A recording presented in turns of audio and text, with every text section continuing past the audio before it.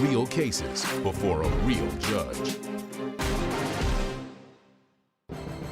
Plaintiff Raven Tillman says she and the defendant used to be best friends until they had a falling out over a trip to Las Vegas. And the defendant started hooking up with Raven's ex-boyfriend. Raven's suing her former friend for the trip expenses.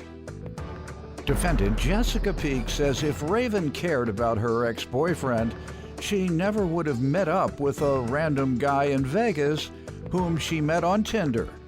Jessica denies owing Raven for anything. All rise. This court is now in session. The Honorable Judge Greg Mathis presiding.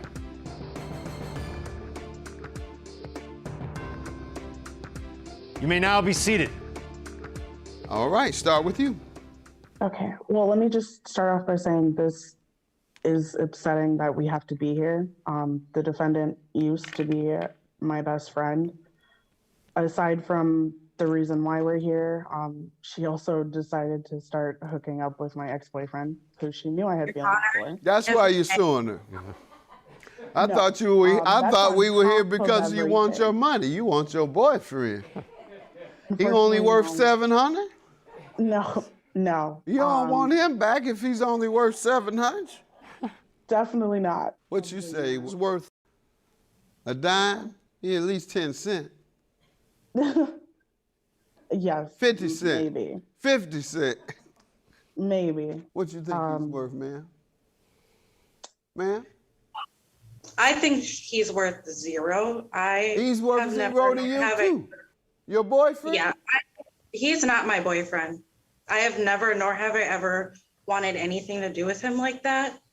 So that's not true, ma'am. You hear that? We gotta iron this out first. If I may, Your Honor, before we she get is so to this worried trip about, expenses, if we she is gotta. so worried about her, Go ahead. her boyfriend, why did she meet a random guy on Tinder while we were there? While she was supposed to be on a vacation with someone who was supposed to be her so-called wannabe boyfriend. Young lady, what you doing on Tinder? Well, I mean, 26 and it was Vegas and he was paying for us to play on slots. So, I mean, what's wrong with that? You had relationships with a man to get what they call it? No, Put in the we were just talking. slot machine? Huh? No, we were just talking and that was pretty much it. Like, I thought Tinder we you're weren't trying to doing find anything. I thought on Tinder you're trying to find somebody to have relations with. Yeah, but that wasn't the point of that situation. You was looking for somebody for the, they call that something too. Yeah, the one-armed bandit. Oh, I thought the iron, somebody else. Not me, no. But I've actually known the defendant since 2018. Let's get back to her stealing your boyfriend. She says she didn't. She says he's worth zero. You say he's worth 50 cents. Yeah. What's the real amount? This is Price is Right. Stop looking so mad. See, at least Jessica's smiling. You're right, Jessica. You didn't want anything to do with him. She's hurt. She want him back. Get him back. See, look at her, poor thing. You want him back? Want me to talk to him? No. So again, I've known her since 2018. We were both pregnant at the same time. We started a friendship, grew close while we were pregnant. After we had our daughters, we were going on trips together and we were, like splitting it. I was doing most of the driving. I mean, like, our friendship worked out evenly all the time. So it never really made a big deal to me. We started talking at the beginning. Yes, you may. I believe that Raven is hurt from this whole situation we got into arguments, for one, about her leaving with this guy on Tinder. Like, she's just going off with a random guy. Now she's claiming that she thinks I want Nick, which definitely don't. Like, I feel like she's just doing this to be all. And then seems like she got a little irritated when I started to delve into that Nick stuff and have a little fun with it. She got a little irritated and gonna switch the subject. As I said, we've known each other. You the one brought that up. The first thing out your mouth, he stole my boyfriend. And then when I look into it and start talking about it and discussing it, all of a sudden you irritated and want to skip back. Like I said, we were talking about how long we would known each other. No, we weren't. We were talking about her stealing Nick. That's what you started out with. I ain't gonna act like you weren't, let's get back on the subject. That was the subject. That was the only subject. Nick. Now, you say you don't have Nick, right? I definitely You never had Nick, right? never had So Nick. she shouldn't be hurt about Nick, right? Right. Let's And get if to the she money. is why- I mean, I don't talk to Nick really anymore. Why isn't she talking to Nick and trying to contact him herself? I don't want anything to do with That's anything. last question on Nick. Why aren't you contacting him yourself? Well, I've known him since middle school, and when me and Jessica got in a fight, he decided to take her side. So Take her side or go with her as his girl? Or as that his part young I lady don't know. I friend? mean, we weren't together. If so. I may, Honor, Raven actually had control of our flight tickets while we were there, and she canceled our flight. So Okay, that's let's probably get the to reason that, the why- tickets, because the trip expense, because you all are confused about Nick. You saying at one point he took her side. Before that, she took him, period. $700 trip expenses. How does she owe you for that? What happened? The agreement. We went to a private show. We were spending a day at the spa. We had a cabana rental. I paid Yeah, for. Your Honor, if I may, Well, let her finish. cabana Go ahead. I paid for 2 elaborate dinners, and then we went to In and Out, and I paid for that also. All right. What was the agreement on it? We agreed that she was going to pay me back. I mean, it was never something that I questioned or doubted that she would do. Pay you back the entire amount that was spent? Yes. Why would she pay 100% and you pay 0% of it? No. That was her half of. Okay, so the everything that I total paid. amount was about $1,400 then. Yes. All right. And you assumed or she said she would? On page 9, she stated that she would pay me back. Oh, before. You must first have the agreement before the transaction occurred. You can't wait till after the transaction and then say, I think you owe me something. Now that I think about I it. understand that, but when we were discussing while we were doing these things, she did state that she was going to pay me back. Half of all expenses? Her half, yes. Young lady, you tell me what the agreement was when you all were in Vegas accumulating the expenses of up to $1,400 or so. $14 it appears. Honestly, there was no agreement. We were just doing things as we naturally wanted. Those are things that Raven wanted to do. She wanted to go to the male stripper show. She booked tickets to go there. You on the wow! Yes. She was really Tender well. male strippers. You had a ball. Now you want to pass her to debt. Did you get some tender? I was not using Tinder. Oh, well, then how you gonna ask her to pay and she didn't even use Tinder? Her night wasn't big as yours. That's why she don't want to pay you. I don't blame you. She the one had the big night. Go ahead. But you went straight back to the room, didn't you? And read the Bible. Yeah. Go ahead. I'm sorry. Go ahead. I'd never agreed to pay. Sorry, going back to what I was saying. I never agreed to pay Raven beforehand. It was once we got to the airport and she started threatening me that she was going to cancel my flight tickets, which she had information for if I did not pay her money for money that was spent while we were there. She also states in text message through, I think it's the second or third one I gave you, that she wasn't actually requesting money for the cabana and all of this because she knows this is stuff she wanted to do, but yet she's coming here today and saying that she's She suing says me that for- where, ma'am? Where does she say that? On page 3 of the text messages. Did you miss your flight? Blocking you everywhere. Bye. I'm suing you. I told you to pay me back and you declined. You've threatened to leave my things outside. I'm not texting you anymore. For canceling the tickets we paid for, you read the part where it refers to what you just stated. Read the portion that says you don't have to pay for the cabana or anything else that was what she wanted. You said you have that in the text on page 3, and I can't quite read it. It's very small print. Okay. She said, I'm actually not making you pay for the cabana, but then she goes on to say that I stated I'd pay for half of that. And that's on page 3?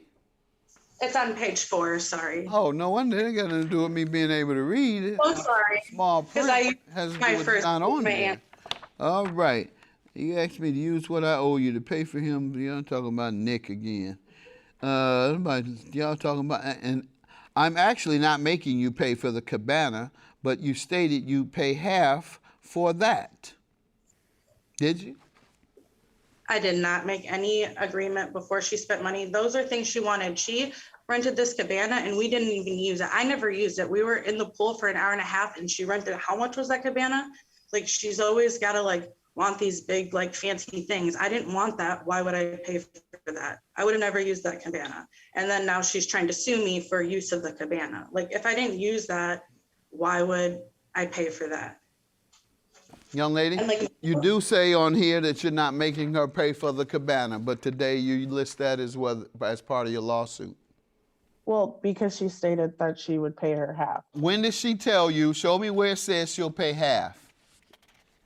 It doesn't say okay. half. And did you agree to pay her anything? I didn't before anything, but after she was pressuring me and all this, like, she called me and she was like, you need to go get this money now and you need to bring it to me or I'm canceling your flight. You got to the airport and say, you know, I ain't giving you no ticket until you pay me that money. Is that how that went? No, sir, it's not. How? They paid their tickets before. We all paid it together using my credit card. So anyone have any evidence where she said she would not pay or she would cancel your flight unless you paid? Do you have that? Because you're the one that keeps saying that, ma'am, Jessica. Page 3 states, I told you to pay me back. You declined. You've threatened to leave my things outside. I'm not texting you anymore. I said, for canceling tickets we paid for or trying to, and talking about my parenting too. I didn't cancel. Yeah, they told us, the guy at the gate had told me that she had canceled the tickets, but they were non-refundable. So she wasn't getting the money back for them anyways. And I showed him like our text messages saying So how did you get back if she canceled them? I pleaded with the guy and showed him our text messages at the gate that we had already paid for these tickets. Do you have any evidence of this begging? He risked his job. He risked his job because a stranger begged him enough. So it wasn't extortion because you got your tickets after all. So it wasn't extortion by her because the man gave in. She did try to cancel it and it was in her name, but if I paid for a ticket and I showed the guy. If you had the ticket and you used the ticket. So I don't know why you're making reference to this as a reason or being relevant to the debt that you owe. She told me that she was going to cancel her flight or my flight. She didn't do any of that. She didn't do any of that. And she did do that. She didn't do any of that. And she knows that she said that. So the fact that she would sit here and lie, whatever. Just saying if she wants to lie and be whatever, she knows she tried to cancel that flight ticket. Okay, but she didn't, so that's irrelevant. She did not cancel it, so it's irrelevant. If you all are discussing and she says, I'm gonna hit you in the eye next week, you think you can go to the police and say, she said she's gonna hit me in the eye on Monday? Monday passed, she doesn't do it. Being vindictive and claiming and going around claiming she did something she didn't do. She spent money. She's upset she spent money, and because she got upset and vindictive, she wanted to use that against me, just like she got vindictive when Nick wasn't doing what she wanted. Therefore, you're not going to pay her. And I'm going to conclude that out of fairness you are, and now I do believe her based on the testimony you're giving, and $707 is your judgment. minus $236 that you said you would deduct for the cabana. How much is that? $471. $471 is your judgment. Have a good day. I don't think it's fair that I have to pay for anything that someone lied this whole situation through, but that's on her, and she can be happy with that decision. I'm just glad that it's over. I don't have anything to say.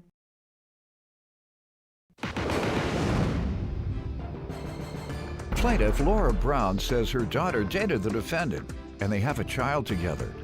But they ultimately broke up because the defendant is financially irresponsible. Laura's suing her daughter's ex for the balance due on a car. Defendant Jacob Bretzloff says after he had a child with Laura's daughter, she became extremely controlling. And she ended up taking all of the money they'd saved to buy a home. So that's why he didn't pay Laura. Start with you. Well, Your Honor, it all started in 2012 when my daughter met Jake young, right out of high school. They started dating and they moved in together, and my daughter did end up getting pregnant. They were very responsible. They wanted to make a go of it, start a family. At that time, everything seemed to be going well. My granddaughter was born. I co-signed for their first apartment together. Jacob had a pretty good job. He was working hard. My daughter was in college and working also. And my family and myself cared about Jake a lot. We had no problem with Jake whatsoever. Fast forward to 2018, they ended up breaking up. And some of what I know is Jake wasn't real responsible with his finances. An example would be he had bought a couple Xboxes, a large screen TV. I know my daughter was upset he was playing video games a lot and stuff, but another example is my granddaughter is now 7, and she has an Apple Watch, an iPhone. She's going on her second iPad, all which her dad has bought her. And he just turned out that he wasn't real financially responsible. But at the time in 2016, when I co-signed to lease a vehicle for him, I did not know this. I didn't realize that. Okay, let me get to him and then we'll catch up after he gives some background. Sir, you want to give some background information? Your Honor, if I can start, like she did say, in 2012, I did meet her daughter. We were together 6 years, and our relationship after we had a kid just went rocky. She was very controlling. My checks got deposited into her bank account. It was always her way or the highway. And at that point, yes, I did buy an Xbox TV. My relationship, it was my way away from the relationship. But then we did split up, and when we split up, we were looking at buying houses right before then. I had $10,000 saved up. We did. It was in her account, and we had a safe. And when we split up, she took all of that money. I had child support, and when it came around to the truck timing, when I made... She hasn't gotten into that yet. Yeah. That's what she's suing on. You were giving me background on the relationship. Yep. So it sounds like you say from 2012 to 16, everything was all right? It was, we had our fair share, but it was all right. So why do you think she changed? It just... I always worked Became throughout controlling. it. There was fights at home. I was the only one that worked mostly throughout the whole relationship. What do you think changed? If she wasn't controlling from 2012 until a few years later, why do you think she became controlling? That's the biggest issue. It sounds like you say you guys had. Right. If I knew that answer, maybe we'd be together. You'd still be together if you Yes, knew sir. the answer. All right. You only have the one child? Yes, and like she did say, I do buy these things, the backstory. I always put my daughter first. Mm-hmm. She's always been my pride and joy. She's always had everything that I could give her. And quite frankly, if that's his only habit, ma'am, you getting away good. If his only habit was buying video games and playing video, most husbands have much worse habits than that. Your Honor, I've never been the type to go to the bar, go out, Strip leaving my daughter, clubs, and gambling, never been any of that. No. Drinking excessively, No, sir. none of that. Nothing. All right. And ma'am, tell me about co-signing for the truck. That's what you're suing him for. What happened there? In 2016, the vehicle that he was driving broke down and he needed a new one, and he needed reliable transportation to get to work. And at that time, I don't believe Jake had anyone that could co-sign for him. And I was willing to. I had no problem doing that. I fully trusted Jake.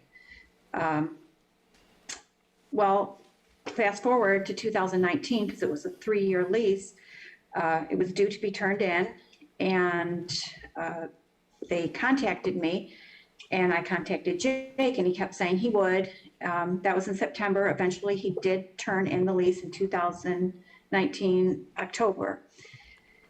Well, that's where the problem started. There was $2,537 worth of miles over and damage to the vehicle. I said to Jake, "Are you going to pay this?" He said, "Yes." Even if you look on page 6 of the evidence, he states that he will turn in the truck in Ohio, where he's now living, and take care of any damages or payments or anything due. Well, I kept trying to reach him. He blocked me at one point. He said, "Talk to my daughter," said she's the devil, and just wouldn't pay. And my credit is very important to me, and so I made all the payments. Right. All right. Sir, what do you say to this? Yes, sir. The whole point, she did ask me, she said, "Are you going to pay me?"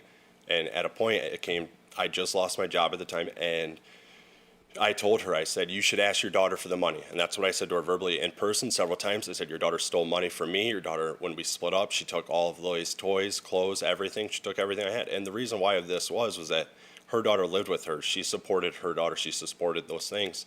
And I was, at the time, it was I got news for you, whether her daughter lives with her or not. Right. She's going to support her daughter. Right, I get it, exactly. And paying $1,000 a month in child support for one kid, and wow. Yeah, it's That just. means you make pretty good money, though. But then I lost my job and I switched to it.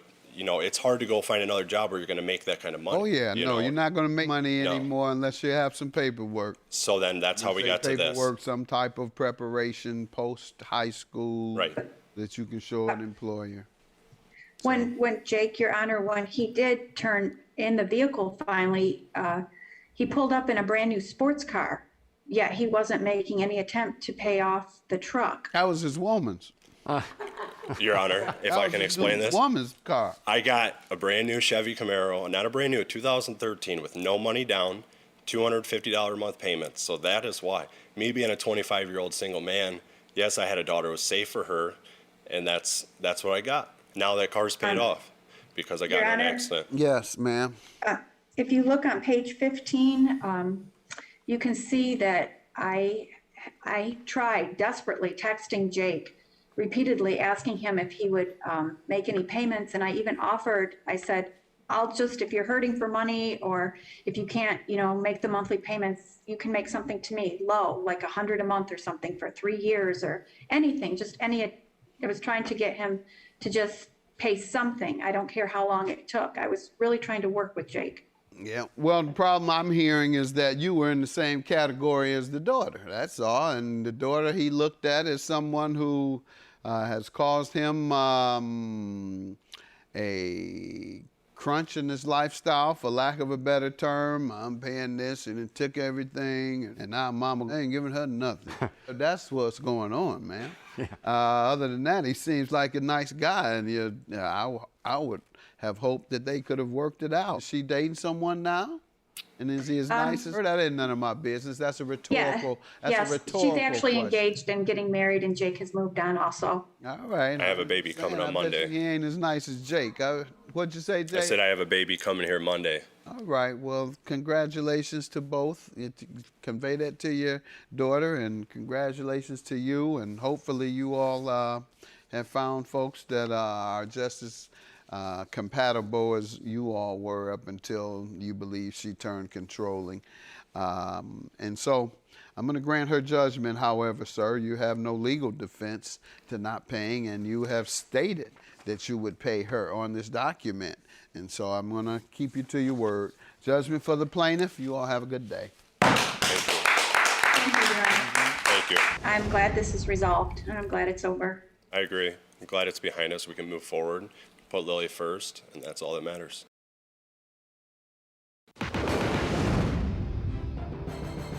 Plaintiff April Burton says the defendant is her stepbrother, and although he's college educated and a published author, she claims his philandering ways is what landed them in court today. She's suing him for breach of contract. Defendant Leon Hoskins says he is 58, has never been married, and has no kids. But it's not because he's a womanizer, it's by design. He's countersuing his stepsister for rental fees and the cost of food. Let's start with you, ma'am.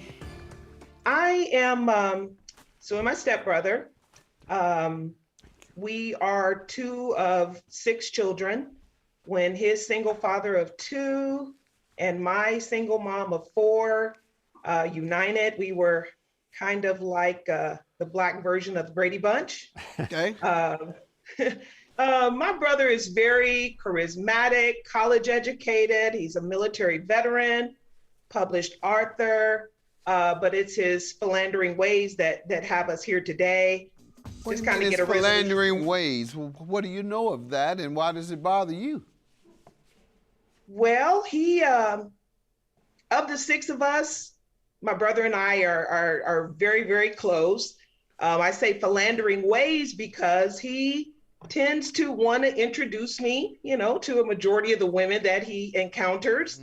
And a lot of times it's not always a good outcome. That's just a man who likes a bunch of women and can't settle down. Nothing wrong with that, as long as he's not fornicating with them. Your Honor. You don't fornicate, do you? No, sir. Thank you. How about you? Me? Yes. Fornicating with women? No. Men, anything. No, Your Honor, I'm very single. Go ahead. How have your relationship been since the 2 families merged over the years? I thought it was awesome. But well, Your Honor, he confessed to me today that he's never watched your show, and I took offense to that. Well, he should have. That was a bad move to come on here not having known what you were in for, Doc. You came to the wrong place. Get him, Judge. Secret to all. Before you come on here, you better see what you're coming for. Let me say this, that I am a big fan of your show. I have watched your show. No, don't try. Well, you see, that's because you see me practicing, getting ready for you. No, sir. No. I admire you greatly. Read your book, and I do watch your show. Thank you, sir. But let me start out by saying, before Your Honor and before God, I'm 58 years old. I've never been married. I have no kids, and that's by design.